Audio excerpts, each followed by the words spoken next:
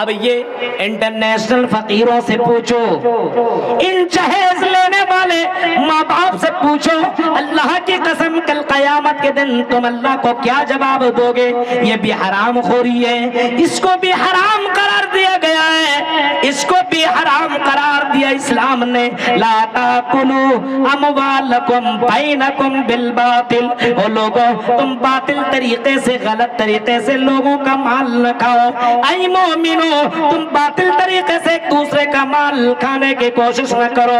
غریبوں کا مال تم کھا رہے ہو، غریبوں اور یتیموں کا مال کھا کر کے اپنی زندگی کاٹ رہے ہو۔ تم بے چین کیوں؟ تم بے چین کی زندگی کیوں کاٹ رہے ہو؟ تیری زندگی سے برکت کیوں چلی گئی؟ تیری زندگی سے سکون کیوں چھن گیا؟ تم اتنی زیادہ پریشان کیوں؟ وجہ یہی ہے تیری زندگی میں حرام چیزوں نے، حرام خوری نے قبضہ جما لیا ہے۔ ایک بیٹے کا اتنا لیں گے، دوسرے بیٹے کا اتنا لیں گے، تیسرے بیٹے کا اتنا لیں گے، چوتھے بیٹے کا اتنا لیں گے۔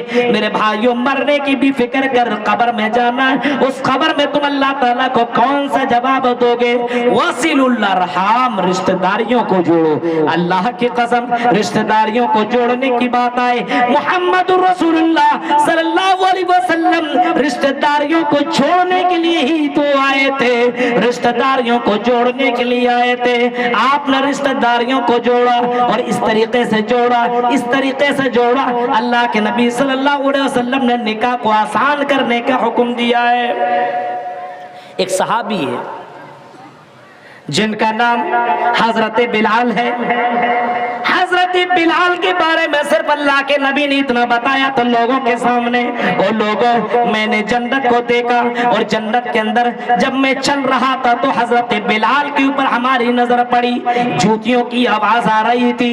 میں نے جبرائیل سے پوچھا، اے جبرائیل بتاؤ یہ جوتیوں کی آواز کن کی ہے؟ کون ہے جو میرے آگے آگے چل رہے ہیں؟ حضرت جبرائیل امین نے جواب دیا تھا، اے محمد یہ کوئی اور نہیں ہے، تیری امتی میں سے ایک شخص ہے جن کا نام بلال ہے، جن کا نام بلال ہے۔ بلال بڑا دیندار ہے، بڑا متقی ہے، مرنے سے پہلے اللہ تعالیٰ نے اس کے لیے جنت کنفرم کر دیا ہے۔ اللہ کے نبی جب آسمان دنیا سے نیچے آئے، جب فرش کے اوپر آئے، جنت دیکھ کر کے آئے، لوگوں سے کہا کہ میں نے بلال کو جنت میں دیکھا ہے۔ لوگوں نے کہا اے بلال بتاؤ، اے بلال بتاؤ تم شادی کرنا چاہتے ہو؟ بلال نے کہا شادی تو ضرور کریں گے، بڑے بڑے امیر چودھری، بڑے بڑے فیکٹریوں کے مالک نے کہا چلو بلال ہمارے گھر چلو، ہمارے گھر کے اندر بھی بیٹیاں ہیں، ہماری بہن ہے، ہماری لڑکی ہے، بڑی خوبصورت ہے، اے بلال چل ہماری بیٹی سے نکاح کر لے۔ حضرت بلال نے یہ نہیں کہا کیا دو گے، کتنا دو گے، تم تو امیر و چودھری ہو، کیا مجھے دو گے؟ حضرت بلال نے یہ نہیں کہا، لوگوں نے یہ نہیں کہا کہ ان کے پاس کچھ نہیں، ان کو ہم کیسے شادی اپنے بیٹی کی کر دیں۔ حضرت بلال کی دینداری دیکھی اور حضرت بلال نے بھی دینداری دیکھی، اور میرے بھائیوں حضرت بلال سے نکاح کرانے کے لیے بڑے بڑے لوگ دوڑنے لگے، حضرت بلال سے میری بیٹی کا نکاح ہو جائے تاکہ میری بیٹی بھی دیندار بن جائے اور جنت میں پہنچ جائے۔ یہ پہلے کے لوگوں کی سوچ تھی، پہلے کے لوگوں کا یہی سوچ تھا، کچھ ملے یا نہ ملے دیندار لڑکی مجھے مل جائے، دیندار لڑکی مل جائے گی تو دنیا کی سب سے بڑی دولت یہ دیندار عورت ہے، دنیا کی سب سے بڑی دولت یہ دیندار عورت ہے۔ الدنیا کلھا متاع وخیر متاع الدنیا المرأۃ الصالحہ، اللہ کے نبی فرماتے ہیں دنیا کی سب سے قیمتی دولت یہ نیک عورت ہے، نیک عورت۔ لیکن آج ہمارے یہاں اسی لڑکی کو پسند کریں گے جو کیٹرینا کی طرح چلتی ہو، جو ہیروئن کی طرح دکھتی ہو، جو ڈانس کرتی ہوئے نظر آتی ہو۔ اس کو سوشل میڈیا پہ ڈانس کرنے والی لڑکیاں بہت پسند ہیں، تصویریں رکھی ہوئی موبائل کے اندر ہیروئن کی، سمجھ میں نہیں آتا ہے اس تصویر سے اس کو کیا ملتا ہے، تصویر سے کیا فائدہ ہے۔ غور کرو میرے بھائیوں، जिन तस्वीरों को तुम देख करके रातें गुजार रहे हो और जिनकी बॉडी और जिनका जिस्म नंगी तस्वीरें देख करके रातें गुजार रहे हो, ये समझ रहे हो कोई फर्क नहीं पड़ेगा। इमामी कायनात ने इसको ज़िना करार दिया। फल ऐनानी ज़िना हुमन नज़रो, इसको अल्लाह के नबी ने ज़िना करार दिया है, इसको भी ज़िना है। और इन्हीं ज़िना से बचने के लिए मुहम्मदुर रसूलुल्लाह ने रिश्तेदारियों को जोड़ने का हुक्म दिया है। इन्हीं रिश्तेदारियों को जोड़ो, रिश्तेदारियों को जोड़ोगे तो ज़िना से बचोगे, ज़िना से बचोगे। फ़अलैहि बिस्सौम, अल्लाह के नबी सल्लल्लाहु अलैहि वसल्लम ने एक मरतबा लोगों से कहा था कि लोगों, ऐ लोगों सुनो, गौर से सुनो, या माशर शबाब, नौजवानों से खिताब करते हुए फरमाया था, ऐ नौजवानों, ऐ राघोपुर के मुसलमानों, नौजवानों सुनो, कटिहार के नौजवानों, बिहार के नौजवानों और सोशल मीडिया से सुनने वालों, मेरे फॉलोवर लोगों सुनो, अल्लाह के नबी की ये हदीस मैं तुम्हें सुना रहा हूँ। मुस्लिम शरीफ की हदीस है। अल्लाह के नबी फरमाते हैं, आई नौजवानों की जमात, या माशर शबाब मन इस्तता मिनकुमुल बाता फल्यतज़व्वज, जो शादी करने की ताकत रखता हो देर न करे, लेट न करे, जल्दी शादी करे। शादी करने की ताकत रखता हो कब, ये कैसे पैदा हो जाए, ये कैसे एहसास होगा कि शादी करने का टाइम हो गया है? जब आपकी नजर किसी खूबसूरत लड़की की तरफ जाने लगे, जब आपके दिलों में बुरे ख्यालात पैदा होने लगे, हाँ कोई लड़की चले और आप उसको देख करके उसको छेड़ने लगे। आजकल के जानते हैं माहौल, मैं एक जगह से गुजर रहा था, आम मुख्तम में चलता हूँ तो ऐसा कपड़े वैसे आम से हुआ करते हैं, गुजर रहा था, एक जगह मैं खड़ा था, दो जवान लड़की खड़ी है, एक बाइक वाला आया, मुस्लिम था, बाइक वाला वहां पहुंचा और उन्हीं दोनों लड़कियों को छेड़ने की कोशिश कर रहे हैं। क्या लग रही है, क्या चीज हो, तरह तरह की बातें कर रहा है। अपना हिजाब तो जरा उठाओ, नंबर दो बातें कर रहा था वहीं पे। मैं टोटो में बैठा और डायरेक्ट में चला गया, मैं सोचने लगा ये कौम कहाँ, एक मुसलमान के साथ ऐसा काम कर रहा है। या माशर शबाब, ऐ नौजवानों, अगर तेरे दिल में इस तरह की कोई बात आती हो तो जल्दी से तुम निकाह करो, शादी करो, ये मोहम्मद रसूलुल्लाह का फरमान है। फल्यतज़व्वज, और अगर निकाह करने की ताकत नहीं है, सोच रहे हो अरे शादी करूंगा, कैसे खिलाऊंगा, कैसे पिलाऊंगा, कैसे उसको मेकअप का सामान कहां से दूंगा, कुछ तो कमाता नहीं हूं, तो अल्लाह के रसूल ने फरमाया फिर ज़िना के करीब मत जाओ, फिर महीने के अंदर 2, 3, 4, 5 रोजे रख लो। फ़अलैहि बिस्सौम फ़इन्नहु लहु विजा, ये रोजा तुम्हारे लिए ढाल बन जाएगा, ये तुम्हारे सेक्स के पावर को तोड़ देगा, ये तुम्हारे सेक्स को कंट्रोल कर देगा।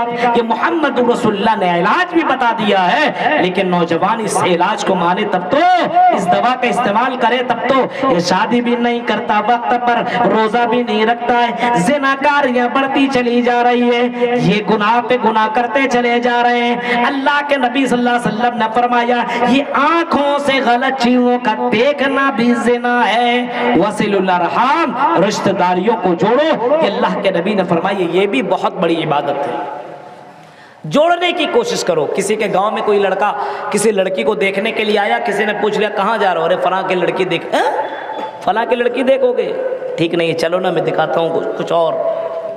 उस लड़की का मामला दूसरे से टच है, आप नहीं जानते, हम गाँव वाले हैं ना, तो गांव वाला रिश्ता कराने की कोशिश नहीं कर रहा, तोड़ने की कोशिश कर रहा है। गौर कीजिए मेरे भाइयों, झूठ में बता दिया किसी लड़की के बारे में, मेरे भाइयों ये बहुत बड़ा गुनाह है कि किसी लड़की के ऊपर तोहमत लगाया जाए। आज हो रहा है समाज के अंदर, आज हो रहा है, कहीं से किसी लड़की को देखने के लिए कोई आया, औरत के उसकी बेटी का निकाह हो जाएगा, शादी हो जाएगा, मेरी बेटी ऐसी रह जाएगी, किसी तरीके से उसके बेटी का रिश्ता तोड़ दिया जाए। تو میرے بھائیوں عبادت یہ بھی ہے کہ رشتہ داریوں کو جوڑا جائے. وَصِلُوا الرحم وَأَطْعِمُوا الطَّعَامَ. پھر فرمایا یہ بھی عبادت ہے کہ کھانا کھلایا جائے. آپ کے یہاں تو کھانا کھلانے کا رواج بہت زیادہ, بہت اچھی بات ہے. آپ کے ادھر مہمان نوازی بہت اچھی ہوا کرتی ہے, مجھے معلوم ہے, بہت اچھی بات ہے. کھانا کھلاؤ, کھانا کھلاؤ. یہ اسلام کا ایک دستور ہے. کسی غریب کو دیکھو, مسجد میں کسی کو دیکھو کہ اجنبی آدمی آ جائے, کوئی رشتہ نہیں ہے, آپ ان سے پوچھو بھائی چل میرا گھر چلیے, میرے گھر کے اندر کھانا کھا لیجئے. یہ ماحول آپ کے یہاں بنا رہنا چاہیے. کھانے کھلانے کا ماحول تو آپ کے یہاں ہے, لیکن میرے بھائیوں کوئی غریب آدمی اگر رہتا صرف جلسوں میں نہیں, عام دنوں میں بھی کسی غریب کو دیکھو تو کھانا کھلا لو. کیونکہ اللہ تعالیٰ فرماتا ہے جو لوگ جہنم کے اندر جائیں گے اور جہنمیوں سے پوچھا جائے گا آئی جہنمیوں تم جہنم کے اندر کیوں چلے گئے, جواب میں جو چیز وہ کہیں گے وہ یہ کہیں گے لم نکو من المصلین, ہم نماز دنیا میں نہیں پڑھا کرتے تھے, ولم نکو نطعم المسکین, اور ہم لوگوں کو کھانا نہیں کھلایا کرتے تھے, مسکینوں کو کھانا نہیں کھلایا کرتے تھے, اسی وجہ سے جہنم کے اندر چلے گئے. یتیموں, مسکینوں, غریبوں کو کھانا کھلاؤ. میرے بھائیوں کچھ لوگ ایسے ہوتے ہیں جو بڑے بڑے لوگوں کو کھانا کھلانے کے لیے دعوت دیتے ہیں, انوائٹ کرتے ہیں, لیکن غریب لوگوں کو چھوڑ دیا کرتے ہیں. ایسا نہ کرو, یتیموں, مسکینوں, غریبوں کو کھانا کھلاؤ. یہ کھانا کھلانا یہ بہت بڑی عبادت ہے, اور اتنی بڑی عبادت ہے اللہ کے نبی فرماتے ہیں جو سلام کرنے والا ہو, جو رشتہ داریوں کو جوڑنے والا ہو, جو کھانا کھلانے والا ہو, وَصَلُّوا بِاللَّيْلِ وَالنَّاسُ نِيَامٌ. پھر فرمایا امام کائنات نے تہجد کی نماز پڑھو, جب لوگ رات میں سو رہے ہو تو اس وقت اٹھ کر کے تم نمازیں پڑھ لیا کرو. یہ نماز اللہ کو بہت ہی زیادہ پسند ہے, اتنی زیادہ پسند ہے, اتنی زیادہ پسند ہے کہ رات کی تاریکی میں نماز پڑھنے والے سے قیامت کے دن کہا جائے گا اور رات میں نماز پڑھنے والوں چلو جنت کے اندر انٹری کر جاؤ, جنت میں چلے جاؤ. یہ 4 کام کرو, اتنی عبادت, اتنے زیادہ ثواب ہے اس کے اندر. تدخل الجنت بسلام, ایسے لوگوں سے کہا جائے گا جنت کے اندر سلامتی کے ساتھ داخل ہو جاؤ. تہجد کی نماز پڑھنے والا جو دوپہر میں نہیں پڑھتا ہو, ظہر عصر مغرب عشاء فجر میں غائب ہو, وہ اٹھ کر کے تہجد کی نماز پڑھے گا؟ آپ کو لگتا ہے جو جمعے کی نماز پڑھتا ہے وہ تہجد کی نماز پڑھے گا؟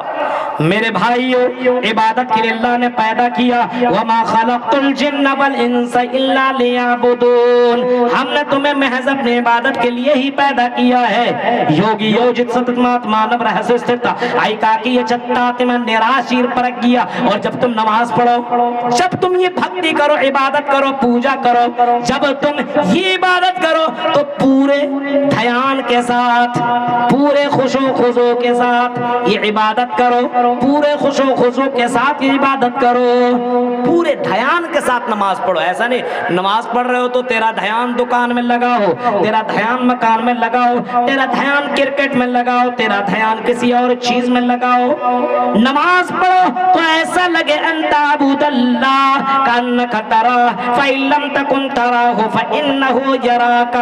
عبادت کرو تو ایسے کرو گویا کہ تم اللہ کو دیکھ رہے ہو. بہت زیادہ عبادت کرنے کی ضرورت نہیں ہے, لیکن جتنی بھی تم عبادت کرو ایسے کرو گویا کہ تم اللہ تعالیٰ کو دیکھ رہے ہو. اور اگر یہ تصور پیدا نہ ہو تو یہ سوچو کہ اللہ تعالیٰ تمہیں دیکھ رہا ہے, اللہ تعالیٰ کی نظر تمہارے اوپر ہے, تم اللہ کے سامنے کھڑے ہو. سب سے بڑے مہان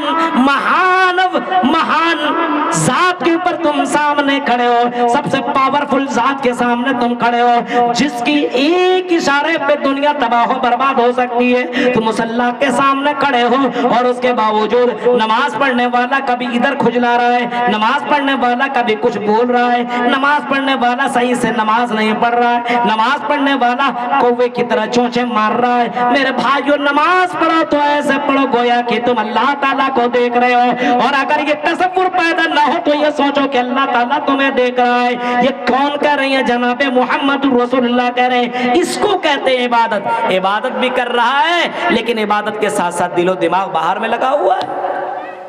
امام صاحب رکعت تھوڑی لمبی کرتے ہیں, یار جلدی سے پڑھاؤ یار, اب باہر میں جانا ہے بازار میں جانا ہے نماز پڑھنے کے لیے، جب تم آئے 2 رکعت اچھے سے تو پڑھ لو، اچھے سے پڑھنے کے لیے تیار نہیں ہے۔ اور جیسے جمعے کے دن امام صاحب السلام علیکم ورحمۃ اللہ، السلام علیکم ورحمۃ اللہ، تو ایسا لگے گا جیل کا دروازہ کھول دیا گیا، جلدی جلدی بھاگیں گے۔ میرے بھائی یہ کون سی عبادت ہے؟ نماز پڑھنے کے بعد بھی اذکار ہے، مسنون اذکار ہے، ان مسنون اذکار کو کون پڑھے گا میرے بھائیوں؟ وہاں بہت سے مسجدوں میں لٹکایا گیا ہے، ہندی میں، اردو میں، سب میں لٹکایا گیا ہے، اس کو دیکھ کر کے تو پڑھ سکتے ہو۔ اللہم انت السلام منک السلام تبارک یا ذی الجلال والاکرام رب اعنی علی ذکرک و شکرک و حسن عبادت، یہ ساری دعائیں موجود ہیں، لیکن ان دعاؤں کو کہاں سے پڑھے؟ اس کو تو باہر کی فکر ہے۔ نماز مسجد میں آیا جمعے کے دن صرف بس انٹری کرنے کے لیے، ہم بھی مسلمان ہیں، ایسے نماز اللہ کے یہاں قابل قبول نہیں، ایسے نماز کو ریجیکٹ کر دیا جاتا ہے، ایسی نماز ایکسپٹ نہیں ہوتی ہے، ایسی نماز ریجیکٹ کر دی جاتی ہے۔ میرے بھائی کیوں ذرا تصور کیجئے، عبادت ایک ٹائم کر رہا ہے لیکن وہ بھی صحیح سے نہیں کر رہا ہے۔ آپ نے تو واقعہ سنا ہوگا، 3 آدمی گئے نماز یہ مچھلی مارنے کے، آپ کے یہاں تو بغل ہی میں گنگا ہے۔ ابھی 2-4 دن پہلے میرا پروگرام ہوا تھا، یہ گنگا کا سفر کرتے ہوئے ناؤ سے ہوتے ہوئے میں لال بتانے گیا تھا۔ آپ کے یہاں بغل میں لوگ بہت مچھلی مارنے والے لوگ ہوں گے، بہت سے لوگ، اور ناؤ میں بیٹھ کر کے لوگ مچھلی مارتے۔ کتنے لوگوں سے پوچھے ناؤ میں بیٹھنے کی دعا معلوم ہے؟ میں نے ایک سے پوچھا ناؤ میں بیٹھنے کی دعا ہے مولوی صاحب، اس کی بھی دعا ہوتی ہے کیا؟ نہیں بتا پایا۔ مچھلی مار رہا ناؤ میں بیٹھ کر کے۔ کچھ لوگ 3 لوگ گئے مچھلی مارنے کے لیے، اب گئے تینوں کے تینوں، اب صبح سے لے کر کے دوپہر تک مچھلی مار رہے، لگ ہی نہیں رہا۔ اب سوچا چلو اللہ کی عبادت کر لو، شاید کہ اللہ راضی ہو جائے اور مچھلی پھر لگ جائے، تو تینوں نے وضو بنایا۔ اب وضو بنانے کے بعد اب سوچتا ہے کہ نماز ارے پڑھیں تو پڑھیں کس طرف، قبلہ تو ہمیں معلوم نہیں ہے، کس طرف پڑھیں؟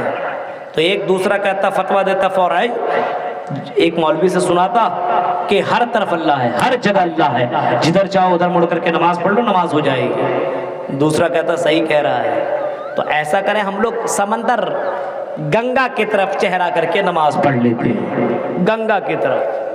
اب تینوں نے نماز شروع کر دی، اللہ اکبر، ایک امام بنا، 2 مقتدی، اگل بگل میں دونوں کھڑا ہے، نماز ابھی پڑھ ہی رہا تھا، سامنے سے ایک بڑی مچھلی باہر کو کودی، بڑی مچھلی نکلی، بغل والا بولتا ہے یار صبح سے لگا ہوا تھا سالا مچھلی دکھی نہیں، تبھی مچھلی دکھ گئی۔ امام کے بغل والا بولتا چپ، نماز میں بولتا گدھا کہیں کا، بات سمجھ میں نہیں آتے، نماز پڑھا بھی چپ رہو، نماز میں نہیں بولنا چاہیے، اب نمازی میں یہ بھی بول رہا ہے۔ امام صاحب کہتا ہے چلو تم لوگ بولے تو بولے، تو میں تو خاموش ہی ہوں۔ یہ تینوں کا تینوں بولتا ہے، عجیب مسئلہ ہے، نماز میں پڑھ رہا، نماز میں بھی باتیں کر رہا ہے۔ یہ حال ہے آج کے لوگوں کا، نماز پڑھتا دھیان کہیں اور لگا ہوا ہے۔ ایک نماز تم میں پڑھی وہ بھی نماز قابل قبول نہیں، اس نماز کو بھی ریجیکٹ کر دیا جائے گا۔ کل قیامت کے دن محمد رسول اللہ کہتے ہیں کہ ایک آدمی آئے گا جس نے 60 سال نماز پڑھی ہوگی، 60 سنہ، 60 سال نماز پڑھی ہوگی، اور 60 سال نماز پڑھنے کے باوجود اس کے نماز کو ایکسپٹ نہیں کیا جائے گا، بلکہ اس کے نماز کو ریجیکٹ کر دیا جائے گا اور اس کو جہنم کے اندر ڈال دیا جائے گا۔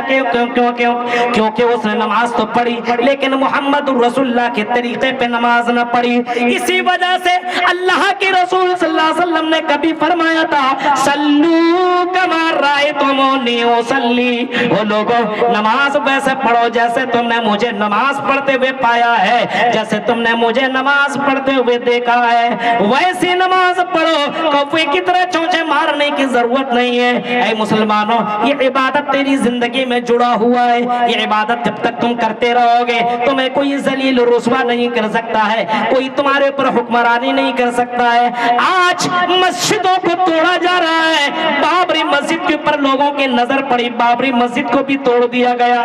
آج بنارس کے اندر جائیے، گیان واپی مسجد کے اوپر بھی معاملہ چل رہا ہے، بہت جلدی مسلمانوں کے خلاف معاملہ آنے والا ہے، وہ بھی مسجد ٹوٹنے والی ہے اور مسلمانوں کو کوئی فکر نہیں ہے۔ ان کو کیا مطلب مسجد ٹوٹے، کیا مطلب یہ علماء مرے، علماء جیل میں جائیں، کیا مطلب مدرسے ختم ہو، کیا مطلب ان کو تو بس اپنے روزی روٹی کی فکر ہے۔ میرے پیارے ساتھیوں غور کرو، جب تک یہ مسجدیں، جب تک یہ مدرسے، جب تک یہ علماء، تب تک یہ دنیا باقی ہے۔ جب یہ علماء دنیا سے چلے جائیں گے، مسجدیں ختم ہو جائیں گی، یہ مدارس بند ہو جائیں گے، اس دنیا کو اللہ باقی نہیں رکھے گا۔